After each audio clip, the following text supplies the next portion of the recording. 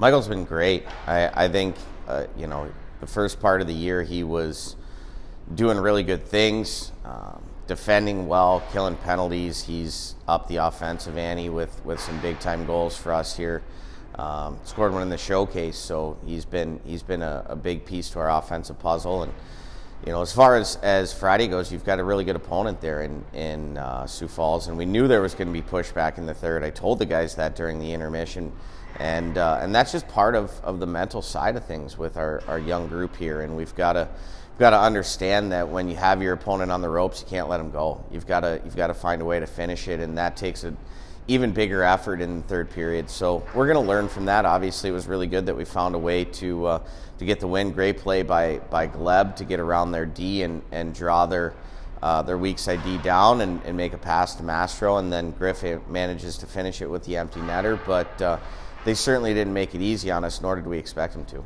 They're talented. They've scored a lot of goals early in the year. They're going to try to play behind our defensemen, and we believe that they've got good goaltending. The Koppel kid has been really good for them, and so they're not a team to be taken lightly. I don't think there's any team in this league, and specifically in the Western Conference, that you should take lightly. But Des Moines has shown that they could play with anybody in this conference, and we're going to need to be prepared.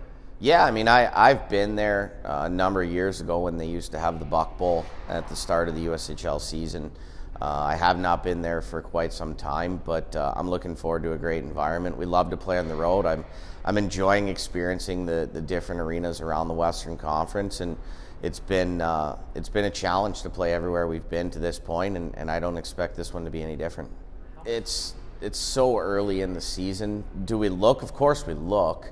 But at the end of the day, it's a 62-game season. We've got 50 games left, and sitting in one particular spot in the Western Conference standings in the beginning of November isn't going to dictate where we are in the middle of April. So, obviously the points in the beginning of the season matter just as much as the points at the end of the season, and we're trying to gather as many of them as we can prior to Christmas. But whether we're sitting in first or second when it comes to the standings at this point doesn't really affect how we're going about our business on a day-to-day basis.